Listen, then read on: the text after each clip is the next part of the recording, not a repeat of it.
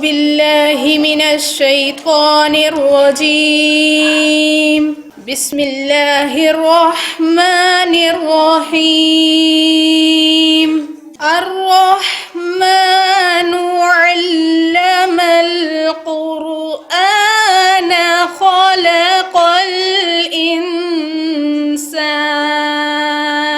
चेहरा तेरा नूर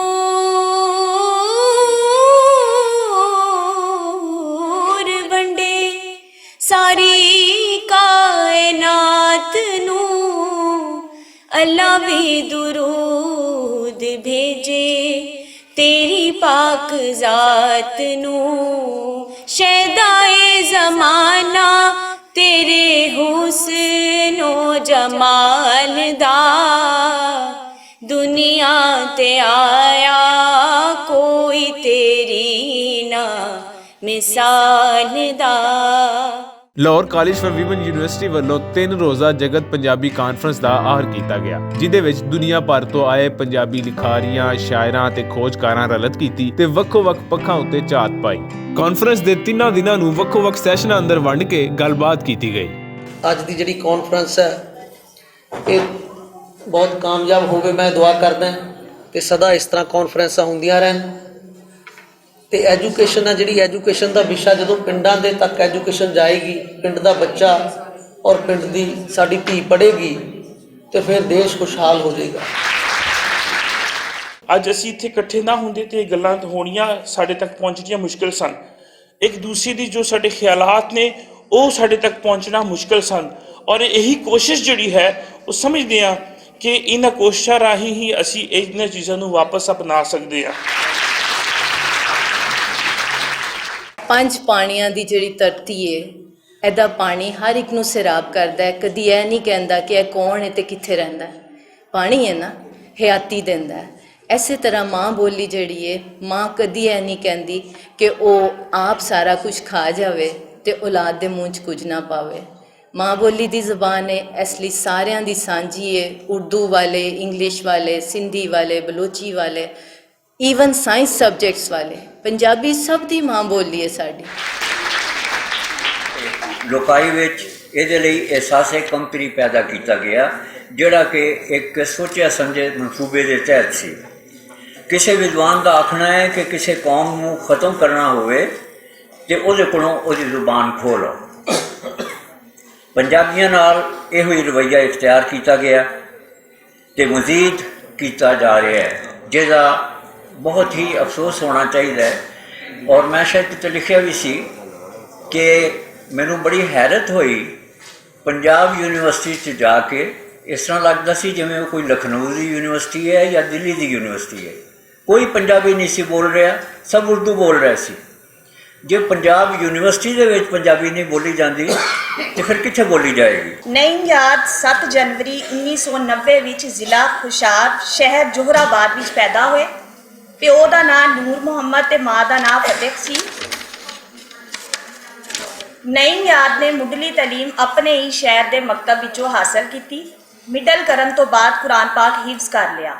पढ़न लिखन के शौक की वजह नाल प्यो के मर जान तो बाद 9वीं क्लास विच ही निक्की उमरे अखराजात पूरे करन लई ट्यूशन पढ़ाना शुरू कर दी। खताती के फन विच ढेर महारत रखते सन। हाफजे कुरान, उस्ताद, शायर, तनकीद नगार, माहिर खतात, अफसांचा नगार, ग्राफिक डिज़ाइनर ते किरत विच पंजाब के गोल्ड मैडलिस्ट की हैसियत नाल अपनी वक्त पहचान रखने वाली हुमाजोहर शख्सियत। अकरम बाजवा ने जिथे पंजाबी रवायत नूं निभाउंदिआं एक पासे अपने सब नज़मियां, गज़लियां ते गीतां ते मबनी किताबां दे मुड़ विच नात लिखी, उत्थे बाकायदा तौर पर दरूद आका, सलाम आका दे सरनामे हेठ मिधहत दे नगमे भी गाए ने। इस शेरी पैरागे विच शामिल नातां दी गिनती 37 है, जबकि नातिया शेर भी अलग तो मौजूद ने। नातिया शायरी मुड़ तो इश्क रसूल सल्लल्लाहु अलैहि वसल्लम दे नाल अकीदत रसूल पाक सल्लल्लाहु अलैहि वसल्लम ते हुरमत रसूल पाक सल्लल्लाहु अलैहि वसल्लम दी मंग करती है। डॉक्टर फकीर मोहम्मद फकीर पंजाबी जुबान की जानी मानी शख्सियत का नाम है। वो एक मुहक्किक, नकाद, तारीखदान तो है ही सन, पर नाल ही उन्हें अपनी शायरी राही भी ਪੰਜਾਬੀ ਅਦਬ ਦੀ ਭਰਵੀਂ ਸੇਵਾ ਕੀਤੀ। ਮਾਂ ਬੋਲੀ ਦੀ ਤਰੱਕੀ ਤੇ ਵਧਾ ਲਈ ਉਹਨਾਂ ਜਿਹੜਾ ਵੀ ਕੰਮ ਕੀਤਾ ਉਹਦੇ ਸਿਲੇ ਵਿੱਚ ਪੰਜਾਬੀਆਂ ਨੇ ਉਹਨਾਂ ਨੂੰ ਬਾਬਾਏ ਪੰਜਾਬੀ ਦਾ ਖਿਤਾਬ ਦਿੱਤਾ। ਡਾਕਟਰ ਫਕੀਰ ਹੋਰਾਂ ਦੇ ਦਿਲ ਵਿੱਚ ਇਸਲਾਮ ਤੇ ਮੁਸਲਮਾਨਾਂ ਲਈ ਖੁਸੂਸੀ ਮੁਹੱਬਤ ਸੀ। ਇਸ ਹਵਾਲੇ ਨਾਲ ਉਹਨਾਂ ਨੇ ਬੜਾ ਕੰਮ ਕੀਤਾ ਹੈ। ਮੌਲਾਨਾ ਅਲਤਾਫ ਹੁਸੈਨ ਹਾਲੀ, ਮੌਲਾਨਾ ਜ਼ਫਰ ਅਲੀ ਖਾਨ ਤੇ ਅਲਾਮਾ ਇਕਬਾਲ ਵਰਗੇ ਉੱਚੇ ਸ਼ਾਇਰਾਂ ਦੇ ਕਾਫਲੇ ਵਿੱਚ ਸ਼ਾਮਿਲ ਹੋ ਕੇ ਆਜ਼ਾਦੀ ਦੀ ਤਹਿਰੀਕ ਵਿੱਚ ਆਪਣਾ ਹਿੱਸਾ ਪਾਇਆ। ਸਾਈਂ ਮੀਆਂ ਮੀਰ ਹੋਰਾਂ ਦਾ ਪੂਰਾ ਨਾਮ ਬਾਬਾ ਸਾਈਂ ਸ਼ੇਖ ਮੁਹੰਮਦ ਮੀਰ ਸ਼ਾਹ ਸਾਹਿਬ ਸੀ। ਲਕਬ ਮੀਆਂ ਮੀਰ ਤੇ ਮੀਆਂ ਜਿਉ ਉਹਨਾਂ ਨੂੰ ਅਦਬ ਤੇ ਤਾਜ਼ੀਮ ਲਈ ਆਖਿਆ ਜਾਂਦਾ ਸੀ, ਪਰ ਆਪ ਮੀਆਂ ਮੀਰ ਦੇ ਨਾਂ ਨਾਲ ਬਹੁਤਾ ਮਸ਼ਹੂਰ ਹੋਏ। ਸਾਈਂ ਮੀਆਂ ਮੀਰ ਕਾਦਰੀ ਲਾਹੌਰੀ ਦਾ ਸਿਲਸਿਲਾ ਨਸਬ 28 ਵਾਸਤਿਆਂ ਨਾਲ ਇਸਲਾਮ ਦੇ ਦੂਜੇ ਖਲੀਫਾ ਹਜ਼ਰਤ ਉਮਰ ਫਾਰੂਕ ਰਜ਼ੀਅੱਲਾਹੁ ਅਨਹਾ ਨਾਲ ਜਾ ਰਲਦਾ ਹੈ। ਆਪ ਜੀ 11 ਅਗਸਤ 1550 ਵਿੱਚ ਸਿੰਧ ਦੇ ਕਦੀਮ ਸ਼ਹਿਰ ਸੇਵਸਤਾਨ ਯਾਨੀ ਸੇਵਨ ਸ਼ਰੀਫ ਵਿੱਚ ਜੰਮੇ। ਆਪ ਦੇ ਜੰਮਣ ਤੋਂ ਮੋਹਰੇ ਆਪ ਦੀ ਮਾਂ ਜੀ ਹੋਰਾਂ ਦੁਆ ਕੀਤੀ ਸੀ ਕਿ ਰੱਬ ਉਹਨਾਂ ਨੂੰ ਇੱਕ ਅਜਿਹਾ ਪੁੱਤਰ ਅਤਾ ਫਰਮਾਵੇ ਜਿਹੜਾ ਰੂਹਾਨੀ ਪੱਖੋਂ ਕਾਮਲ ਹੋਵੇ। ਆਪ ਦੀ ਮਾਂ ਜੀ ਦਾ ਨਾਂ ਬੀਬੀ ਫਾਤਮਾ, ਬਾਪ ਦਾ ਇਸਮ ਮੁਬਾਰਕ ਕਾਜ਼ੀ ਸਾਈਂ ਦਿੱਤਾ ਸੀ। ਆਪ ਹੋਰਾਂ ਦੇ 4 ਭਰਾ ਸਨ, ਕਾਜ਼ੀ ਪਵਾਨ, ਕਾਜ਼ੀ ਉਸਮਾਨ, ਕਾਜ਼ੀ ਤਾਹਿਰ ਤੇ ਕਾਜ਼ੀ ਮੁਹੰਮਦ। ਕਾਨਫਰੰਸ ਦੀ ਇੱਕ ਵੱਡੀ ਖੂਬੀ ਇਹ ਵੀ ਸੀ ਕਿ ਅਦਬੀ ਬਰੀਕੀਆਂ ਦੇ ਨਾਲ ਹਯਾਤੀ ਦੇ ਉਹਨਾਂ ਪੱਖਾਂ ਨੂੰ ਵੀ ਜ਼ੇਰੇ ਬਹਿਸ ਲਿਆਂਦਾ ਗਿਆ ਜਿਹੜੇ ਆਮ ਤੌਰ ਤੇ ਲੁਕਾਈ ਦੀ ਗੱਲਬਾਤ ਦਾ ਹਿੱਸਾ ਨਹੀਂ ਹੁੰਦੇ। ਇਹ ਜ਼ਬਾਨ ਜਿਹੜੀ ਹੈ ਸਾਡੇ ਕੋਲ ਹੈ, ਇਹ ਪੰਜਾਬੀ। ਦੇਖੋ, ਅਗਰ ਅਸੀਂ ਸਿੱਖ ਮਤ ਦੀ ਗੱਲ ਕਰਾਂਗੇ ਤੇ ਇਹ ਗੁਰੂ ਨਾਨਕ ਪਾਤਸ਼ਾਹ, ਦੇਖੋ ਸਿੱਖ ਜਦੋਂ ਆਪਣੇ ਧਰਮ ਨੂੰ ਸਮਝਣ ਵਾਸਤੇ ਜਦੋਂ ਤੱਕ ਉਹ ਪੰਜਾਬੀ, ਉਹ ਭਾਵੇਂ ਸ਼ਾਹਮੁਖੀ ਵੀ ਗੁਰਮੁਖੀ ਹੋਵੇ ਸ਼ਾਹਮੁਖੀ ਹੋਵੇ, ਜਿੰਨੀ ਦੇਰ ਤੱਕ ਸਿੱਖ ਪੰਜਾਬੀ ਨੂੰ ਸਮਝੇਗਾ ਨਹੀਂ, ਪੜ੍ਹੇਗਾ ਨਹੀਂ, ਉਹ ਆਪਣੇ ਧਰਮ ਨੂੰ ਸਮਝ ਹੀ ਨਹੀਂ ਸਕਦਾ, ਜਿਹੜੀ ਬੁਨਿਆਦੀ ਚੀਜ਼ ਹੈ। ਇੰਡੀਆ ਵਿੱਚ ਵੀ ਸਾਡੇ ਲੋਕ ਪੰਜਾਬੀ ਨੂੰ ਜਿਉਂਦਾ ਰੱਖਣ ਵਾਸਤੇ ਲੜਦੇ ਨੇ, ਇੱਥੇ ਵੀ ਪੰਜਾਬੀ ਨੂੰ ਜਿਉਂਦਾ ਰੱਖਣ ਵਾਸਤੇ ਲੜਦੇ ਨੇ। ਇਹ ਜ਼ਰੂਰ ਪੰਜਾਬੀ ਨੂੰ ਜਿਉਂਦਾ ਰੱਖੋ, ਕਿਉਂਕਿ ਜੇ ਕੋਈ ਜੜ ਨਾਲ ਟੁੱਟ ਗਿਆ ਨਾ ਤੇ ਉਹ ਦਰਖਤ ਸੁੱਕ ਜਾਂਦਾ ਹੈ। ਜੜ ਨਾਲ ਜੁੜੇ ਰਹਿਣਾ ਚਾਹੀਦਾ, ਆਪਦੀ ਮਾਂ ਬੋਲੀ ਨਹੀਂ ਭੁੱਲਣੀ ਚਾਹੀਦੀ। ਠੀਕ ਹੈ, ਦੂਜੀਆਂ ਬੋਲੀਆਂ ਦਾ ਸਤਿਕਾਰ ਕਰੋ, ਜਿਹੜੀ ਮਾਂ ਬੋਲੀ ਹੈ ਉਹ ਸਾਡੀ ਮਾਂ ਆ। ਲੋੜ ਹੈ ਪੰਜਾਬੀ ਨੂੰ ਇਸ ਵਕਤ ਜ਼ਿੰਦਾ ਰੱਖਣ ਦੀ। ਪੰਜਾਬੀ ਸਾਡੀ ਪਹਿਚਾਨ ਹੈ, ਪੰਜਾਬੀ ਸਾਡਾ ਮਾਣ ਹੈ।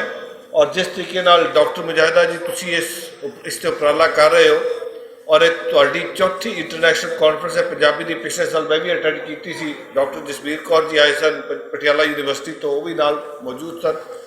ਸੋ ਤੁਹਾਨੂੰ ਇਸ ਵਕਤ ਸਾਡੀ ਸਪੋਰਟ ਤੁਹਾਡੇ ਨਾਲ ਹੈ, ਅਸੀਂ ਤੁਹਾਡੇ ਨਾਲ ਖੜੇ ਹਾਂ ਜਿੱਥੇ ਸਾਡੀ ਲੋੜ ਹੈ। ਮੈਂ ਸਮਝਦਾ ਇਸ ਵਕਤ ਮੈਂ ਪੰਜਾਬ ਅਸੈਂਬਲੀ 'ਚ ਵੀ ਖੜੇ ਹੋ ਕੇ ਇਸ 'ਤੇ ਗੱਲ ਕੀਤੀ ਸੀ। ਇਸ ਧਰਤੀ ਤੇ ਬਾਬਾ ਫਰੀਦ ਜੀ, ਗੁਰੂ ਨਾਨਕ ਜੀ, ਗੁਰੂ ਰਾਮਦਾਸ ਜੀ, ਬੁੱਲੇ ਸ਼ਾਹ, ਬਾਰਿਸ਼ ਸ਼ਾਹ ਵਰਗੇ ਬਹੁਤ ਸੰਤ ਸੁਭਾਅ ਬੰਦੇ ਜਾਂ ਗੁਰੂ, ਪੈਗੰਬਰ, ਔਲੀਏ, ਸੰਤ ਪੈਦਾ ਹੋਏ ਜਿਨ੍ਹਾਂ ਨੇ ਪੰਜਾਬੀ ਨੂੰ ਪੰਜਾਬੀ ਵਿੱਚ ਬਹੁਤ ਯੋਗਦਾਨ ਪਾਇਆ। ਸੋ ਜਦੋਂ ਆਪਾਂ ਪੰਜਾਬੀ ਦੀ ਗੱਲ ਕਰਦੇ ਹਾਂ, ਆਪਾਂ ਨੂੰ ਸ਼ੇਮ ਨਹੀਂ ਹੋਣਾ ਚਾਹੀਦਾ, ਆਪਾਂ ਨੂੰ ਸ਼ਰਮ ਨਹੀਂ ਆਉਣੀ ਚਾਹੀਦੀ ਪੰਜਾਬੀ ਬੋਲਣ ਲੱਗੇ, ਆਪਾਂ ਨੂੰ ਫਖਰ ਮਹਿਸੂਸ ਹੋਣਾ ਚਾਹੀਦਾ ਔਰ ਪੰਜਾਬੀ ਨੂੰ ਹੀ ਪਹਿਲ ਦੇਣੀ ਚਾਹੀਦੀ ਹੈ। ਅਸੀਂ ਜੰਮੇ ਪੰਜਾਬੀ, ਅਸੀਂ ਰੁੜੇ ਪੰਜਾਬੀ, ਅਸੀਂ ਹੱਸੇ ਪੰਜਾਬੀ, ਅਸੀਂ ਤੁਰੇ ਪੰਜਾਬੀ, ਸਾਡਾ ਨਾਂ ਪੰਜਾਬੀ, ਸਾਡੀ ਮਾਂ ਪੰਜਾਬੀ, ਸਾਡੀ ਹਾਂ ਪੰਜਾਬੀ।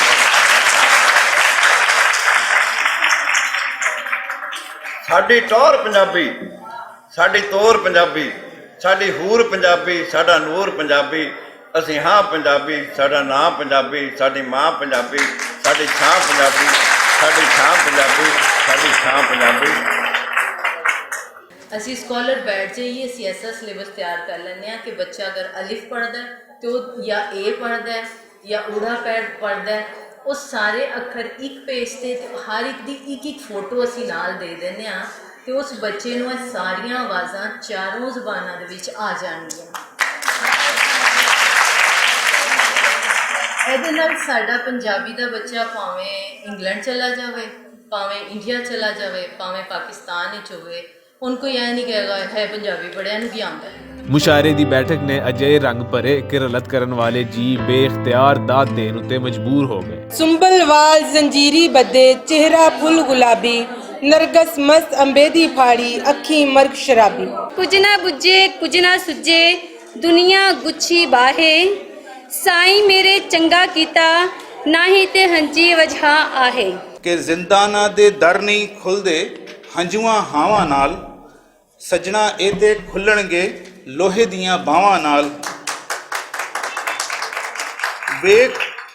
ਵੇਖ ਜ਼ਮਾਨਾ ਗੱਲ ਕਰਦਾ ਹੈ ਅੱਜ ਹਵਾਵਾਂ ਨਾਲ ਮੰਜ਼ਿਲ ਤੇਰੇ ਹੱਥ ਨਹੀਂ ਆਉਣੀ ਸਿਰਫ ਦੁਆਵਾਂ ਨਾਲ। ਜਿਹੜਾ ਬਨ ਕੇ ਇੱਥੇ ਅਮੀਨ ਆਇਆ ਅਜ਼ਲੋਂ ਰਿਆ ਅਮੀਨ ਮੁਬੀਨ ਉੱਤੇ ਰੱਬ ਨਾਲ ਅਸ਼ਫਤਾਏ ਸਾਂਝ ਉਹਦੀ ਉਹ ਅਮੀਨ ਹੇਠਾਂ ਉਹ ਅਮੀਨ ਉੱਤੇ। ਕਾਲੇ ਮੇਰੇ ਕੱਪੜੇ ਕਾਲਾ ਮੇਰਾ ਭੇਸ ਗੁਨਾ ਵੀ ਮੈਂ ਪੜਿਆ ਤੇ ਲੋਕ ਕਹਿਣ ਦਰਵੇਸ਼। ਔਰ ਆਖਿਰ ਚ ਖੂਬਸੂਰਤ ਆਖਿਰ ਚ ਕਿ ਮਾਂ ਬੋਲੀ ਜੇ ਭੁੱਲ ਜਾਓਗੇ ਕੱਖਾ ਵਾਂਗੂ ਰੁੱਲ ਜਾਓਗੇ। ਪੀਲੂ ਬੈਠਾ ਖੂਹ ਤੇ ਖੂਹ ਦੀ ਕਰੇ ਤਦਬੀਰ ਟੱਗਿਆਂ ਗੱਲ ਪੰਜਾਲੀਆਂ ਟੱਗੇ ਯਾਨੀ ਕਿ ਉਹ ਬਲਦ ਉਹ ਬੈਲ ਟੱਗਿਆਂ ਗੱਲ ਪੰਜਾਲੀਆਂ ਜਿਵੇਂ ਸ਼ੇਰਾਂ ਗੱਲ ਜ਼ੰਜੀਰ। ਅੰਬਰਾਂ ਦਾ ਮੈਂ ਬੂਹਾ ਖੋਲ ਕੇ ਵੇਖਾਂਗਾ ਰੱਬ ਦੇ ਨਾਲ ਪੰਜਾਬੀ ਬੋਲ ਕੇ ਵੇਖਾਂਗਾ। ਕਿੰਨਾ ਭਾਰ ਹੈ ਮੇਰਾ ਉਹਦੇ ਵਿਹੜੇ ਵਿੱਚ ਆਪਣੇ ਆਪ ਨੂੰ ਉਹਦੇ ਤੱਕਰ ਉੱਤੇ ਤੋਲ ਕੇ ਵੇਖਾਂਗਾ। ਮੇਰੇ ਮੌਲਾ ਨੇ ਆਪਣੇ ਮੰਗਤਿਆਂ ਨੂੰ ਮੇਰੇ ਮੌਲਾ ਨੇ ਆਪਣੇ ਮੰਗਤਿਆਂ ਨੂੰ ਜੋ ਕੁਝ ਦਿੱਤਾ ਵੱਖੋ ਵੱਖ ਦਿੱਤਾ। ਉਹਦੀ ਵੰਡ ਨੂੰ ਸਮਝਣਾ ਬੜਾ ਮੁਸ਼ਕਿਲ ਕਿਤੇ ਲੱਖ ਦਿੱਤਾ ਕਿਤੇ ਕੱਖ ਦਿੱਤਾ। ਬੜਾ ਚਾਅ ਸੀ ਮੈਨੂੰ ਸਜਦਿਆਂ ਦਾ ਬੜਾ ਚਾਅ ਸੀ ਮੈਨੂੰ ਸਜਦਿਆਂ ਦਾ ਖਬਰੇ ਕਿੱਥੇ ਕਿੱਥੇ ਮੱਥਾ ਰੱਖ ਦਿੱਤਾ।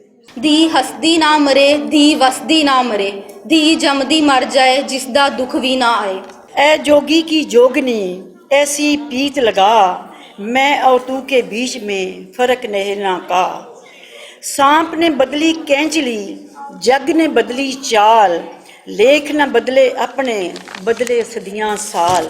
ਤੇਰੇ ਲੜ ਲੱਗੀਆਂ ਮੈਂ ਲੱਗੀਆਂ ਨਿਭਾਵਾਂਗੀ ਦੁੱਖ ਦੇਵੇਂ ਸੁੱਖ ਦੇਵੇਂ ਝੋਲੀ ਵਿੱਚ ਪਾਵਾਂਗੀ। ਪੈ ਵੇਖ ਕੇ ਦੋਵਾਂ ਇਕੱਠਿਆਂ ਨੂੰ ਟੰਗਾਂ ਲੰਗੇ ਦੀਆਂ ਤੇਜ਼ ਹੋ ਚੱਲੀਆਂ ਨੀ ਪਰਿਆ ਵਿੱਚ ਕੈ ਦੂਜਾ ਪੱਗ ਮਾਰੀ ਚਲੋ ਵੇਖ ਲੋ ਗੱਲਾਂ ਅਵਲੀਆਂ ਨੀ।